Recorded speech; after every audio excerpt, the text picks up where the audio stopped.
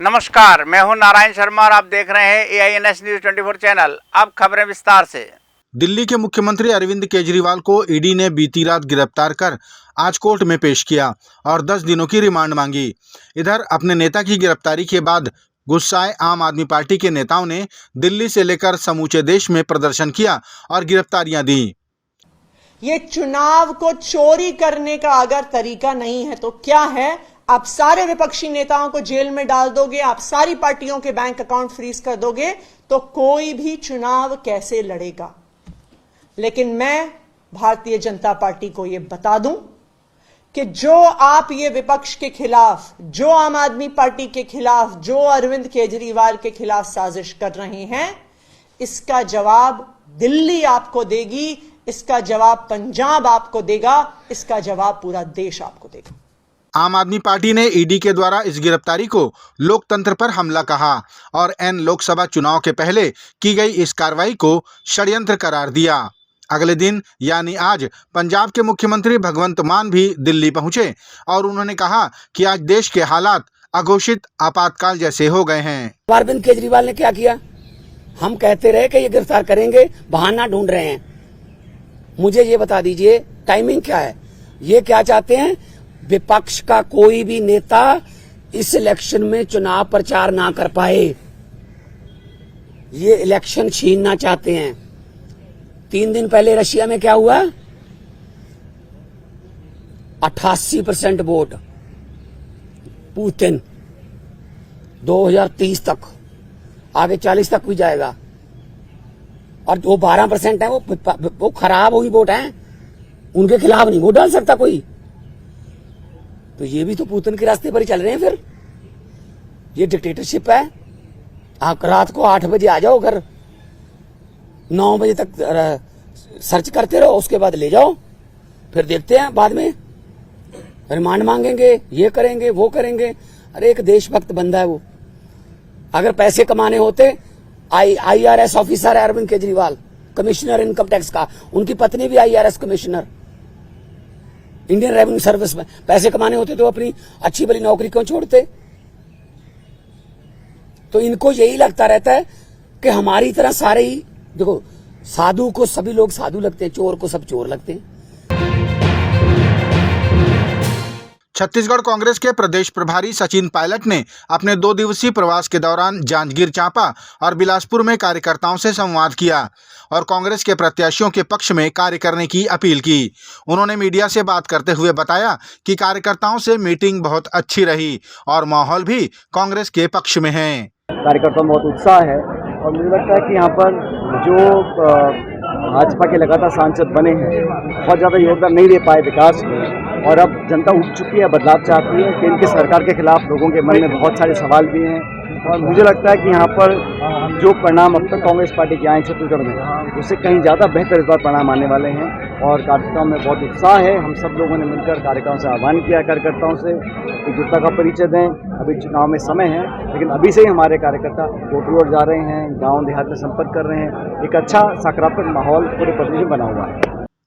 कांग्रेस के 11 खातों को फ्रीज किए जाने के सवाल पर सचिन पायलट ने कहा कि ऐसे अनैतिक कार्य को लेकर निर्वाचन आयोग को संज्ञान लेना चाहिए और कार्रवाई करके हमारे बैंक खातों को पुनः शुरू कराना चाहिए।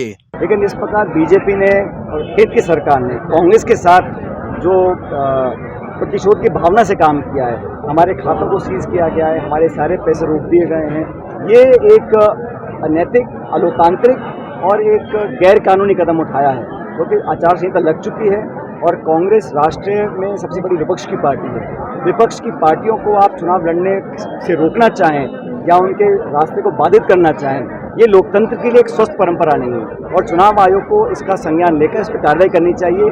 हमारे खातों को बिना वजह सीज किया गया है, 11 खाते बंद कर दिए, 115 करोड़ रुपए जो हमने चंदा इकट्ठा किया चुनाव लड़ने के लिए, भाजपा ने हजारों करोड़ इकट्ठा किया गैर कानूनी तरीके से, उस पर कोई कार्रवाई नहीं। और हम लोगों का जो कुछ पैसा था उसको सीज करने का काम किया, इसको मैं बहुत गलत मानता हूँ और निर्वाचन आयोग को निष्पक्षता का परिचय देते हुए भाजपा पे कार्रवाई करनी चाहिए और हमारे खातों को दोबारा चालू करना चाहिए। छत्तीसगढ़ के उप मुख्यमंत्री अरुण साव ने कहा कि कांग्रेस अंतर्कलह से जूझ रही है। कांग्रेस ने सरकार रहते हुए अपने ही कार्यकर्ताओं की पूछपरख नहीं की, इसीलिए पूर्व मुख्यमंत्री की उम्मीदवारी के खिलाफ कार्यकर्ता उतर आए हैं। उन्हें तो कार्यकर्ता मंच से खरी खोटी सुना रहे हैं। इससे प्रतीत होता है कि अब कांग्रेस के पास कार्यकर्ता भी नहीं बचेंगे और भारतीय जनता पार्टी का परचम 11 की 11 लोकसभा सीटों में लहराएगा। पिछले 5 सालों में भूपेश बघेल ने जैसी सरकार चलाई है, जो छत्तीसगढ़ की दुर्दशा की, छत्तीसगढ़ में अराजकता फैलाई, छत्तीसगढ़ को दोनों हाथों से लूटने का काम किया, उसका परिणाम अब निकल कर आ रहा है कि उन्हीं के पार्टी के कार्यकर्ता सार्वजनिक रूप से माइक में उनके खिलाफ बोल रहे हैं, पत्र लिख रहे हैं कि उनका टिकट निरस्त किया जाए। ये बताता है कि किस तरह के आंतरिक झगड़े कांग्रेस में मचे हुए हैं। कांग्रेस डूबती हुई जहाज है और ये दृश्य दिख रहा है। छत्तीसगढ़ में 11 की 11 सीटें भारतीय जनता पार्टी का जीतना तय है। छत्तीसगढ़ के मुख्यमंत्री विष्णुदेव साय भी चुनाव प्रचार में लग गए हैं। बीते दिनों बस्तर लोकसभा के चुनावी प्रचार के बाद आज वे राजनांदगांव लोकसभा के चुनाव प्रचार के लिए पहुंचे। यहां उन्होंने प्रत्याशी संतोष पांडे के पक्ष में जमकर प्रचार किया और उन्हें जिताने की अपील की। श्री संतोष पांडे जी बहुत अनुभवी प्रखर वक्ता, संगठन में भी परिपक्व और एक बार सांसद रह चुके हैं और पूरी मजबूती के साथ क्षेत्र की समस्याओं को लोकसभा में उठाए हैं। तो निश्चित रूप से क्षेत्र की जनता, यहाँ के कार्यकर्ता दोबारा उनको प्रचंड मतों से सांसद बना के दिल्ली भेजेंगे। राजनांदगांव लोकसभा में आयोजित कार्यकर्ता सम्मेलन में मुख्यमंत्री विष्णुदेव साय ने अपनी सरकार के 100 दिन पूर्ण होने पर मोदी की गारंटी के पूर्ण हुए कार्यों को जन समूह से साझा किया। पूर्व मुख्यमंत्री भूपेश बघेल तो कोई भी जांच हो जाए काबर डरना चाहिए, लेकिन कहीं ना कहीं चोर के दाढ़ी में तिनका है, अमन के दाल में काला है कि नहीं? पूरा काला ही काला है दाल में। तो ऐसे प्रत्याशी ला ऐसा मजा चखाना है कि यदि वो झांक के भी मत देखे राजनांदगांव तरफ, यापन करिया ना। छत्तीसगढ़ के कांग्रेस प्रदेश प्रभारी सचिन पायलट के छत्तीसगढ़ दौरे को लेकर रायपुर लोकसभा के भाजपा प्रत्याशी ब्रजमोहन अग्रवाल ने कहा कि अब किसी भी तिल में तेल नहीं बचा। कांग्रेस का कोई भी प्रत्याशी लोकसभा का चुनाव लड़ना नहीं चाहता था, उन्हें जबरदस्ती लड़ाया जा रहा है।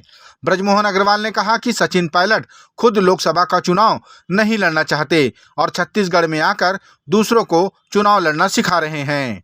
सचिन पायलट जी का छत्तीसगढ़ में स्वागत है। जो अपनी खुद की उड़ान नहीं भर पाए और वो छत्तीसगढ़ को उड़ाने के लिए आ रहे हैं। जो स्वयं लोकसभा चुनाव लड़ने के लिए तैयार नहीं है, वो दूसरों को लोकसभा चुनाव लड़वाने के लिए आ रहे हैं। छत्तीसगढ़ की जनता ने कांग्रेस को पहले ही नकार दिया है। सचिन जी, अब इन तिलों में तेल नहीं बचा है। आपका पार्टी का कोई नेता चुनाव नहीं लड़ना चाहता और आपकी मेहनत यहाँ पर बेकार जाएगी। मुझे लगता है कि आप जाकर राजस्थान में मेहनत करें तो ज़्यादा अच्छा होगा। दुर्ग जिले के अमलेश्वर नगर पालिका से लगे पहांदा गांव में संचालित इंडस्ट्री से धुएं का गुबार निकलने से आसपास के रहवासी चिंतित हैं। धीमे जहर के रूप में इंडस्ट्री की चिमनी से निकलने वाला यह धुआं आसपास की कॉलोनियों तक पहुंचकर लोगों की सेहत से खिलवाड़ कर रहा है। शासन प्रशासन ने इन इंडस्ट्रियों को रहवासी क्षेत्र के आसपास संचालन की अनुमति कैसे दे दी, ये एक सवाल के रूप में उभर रहा है। अगर जल्द ही कोई व्यवस्था नहीं की गई तो इन इंडस्ट्री से निकलने वाले धुएं का प्रकोप आसपास के हजारों लोगों की सेहत बिगाड़ चुका होगा। राजधानी रायपुर की यातायात पुलिस ने एक अनोखी पहल प्रारंभ की है। चौक चौराहों पर यातायात नियमों का उल्लंघन करने वाले वाहन चालकों के लिए चौक पर ही यातायात की पाठशाला लगाई जाएगी। इसके अंतर्गत जुर्माने की बजाय यातायात के नियम सिखाए जाएंगे। आज राजधानी रायपुर के वरिष्ठ पुलिस अधीक्षक संतोष सिंह के निर्देश पर शास्त्री चौक में यातायात की पाठशाला लगाई गई, जिसमें स्वयं एसपी साहब ने इसके बारे में जानकारी दी। इसमें हम लोग चौक चौराहे पे जो लोग ट्रैफिक का वायलेशंस करते हैं उन लोगों को हम रोक के ऐसी जगह पे एक गैदर करेंगे, उनको यातायात के नियमों की क्लास चलाएंगे उनको, और उस क्लास में जो लोग पास होंगे उनको बिना फाइन के जाने देंगे, और जो व्यक्ति फेल होगा अगर वो उसमें हमने क्लास चलाई यातायात के नियमों के बारे में बताया और उस पर प्रश्नोत्तरी का जवाब नहीं दे पाता है, ऐसे लोग की दोबारा क्रॉस करने का ऑप्शन रहेगा। उद्देश्य ये है कि लोग यातायात नियमों के प्रति सेंसिटाइज हों, जागरूक हों, और लोगों को सिर्फ फाइन के तरीके से, जुर्माना के तरीके से नहीं, बल्कि जो जागरूकता के तरीकों को अपना करके उनको यातायात के नियमों का पालन करने के लिए प्रेरित कर सकें।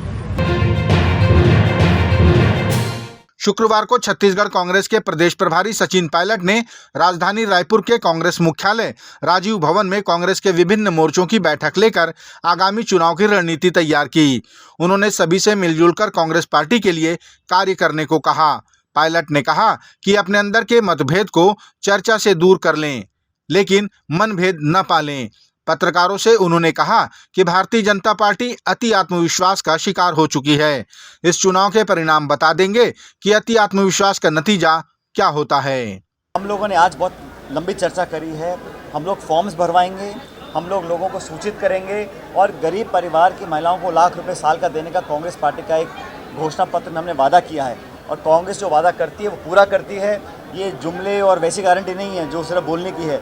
2 करोड़ रोजगार, किसान की आमदनी दुगनी करना, 15 लाख खाते में, कोई वादा पूरा नहीं हुआ। हम लोग जो कहते हैं वो करेंगे, और हमारे घोषणा पत्र में जो लिखा गया है उसको 100% हमारी सरकार बनने के बाद हम लागू करेंगे। पूर्व मुख्यमंत्री भूपेश बघेल के कांग्रेसी कार्यकर्ताओं के लिए दिए गए स्लीपर सेल वाले बयान को भारतीय जनता पार्टी भुनाती नजर आ रही है। छत्तीसगढ़ के मंत्री केदार कश्यप ने कहा कि ये कांग्रेस पार्टी के लिए दुर्भाग्य है, लेकिन ये कांग्रेस पार्टी में ही संभव हो सकता है। वो आतंकवादी संगठनों को स्लीपर सेल होते हैं। ये बड़ा कहते हैं राजनीतिक दृष्टि से बड़ा दुर्भाग्य है कि कांग्रेस के बड़े नेता अब अपने जो कार्यकर्ता है उनको स्लीपर सेल की संज्ञा दे रहे हैं, और ये संभव हो सकता है कांग्रेस पार्टी में ही संभव हो सकता है। जो अफजल गुरु को अपना कहते हैं जी का करके बुलाते हैं, जो कश्मीर मांगे आजादी और जो आतंकवादी संगठनों के साथ में खड़े दिखाई देते हैं, तो कहीं ना कहीं से उनके आतंकवादी संगठनों के साथ में संबंध है, और उनके संबंध के साथ में उनके रिश्ते को निभाते हुए वो अपने कार्यकर्ताओं को भी स्लीपर सेल की संज्ञा दे रहे हैं। ये थे आज के प्रमुख समाचार। आप देख रहे थे हमारा लोकप्रिय YouTube चैनल AINS News 24। अब हमें इजाजत दीजिए। कल तक रोजाना की ताजा खबरों के लिए आप देखते रहिए हमारा लोकप्रिय YouTube चैनल। हमारे YouTube चैनल को लाइक, सब्सक्राइब और बेल आइकन का बटन दबाना ना भूलें। नमस्कार।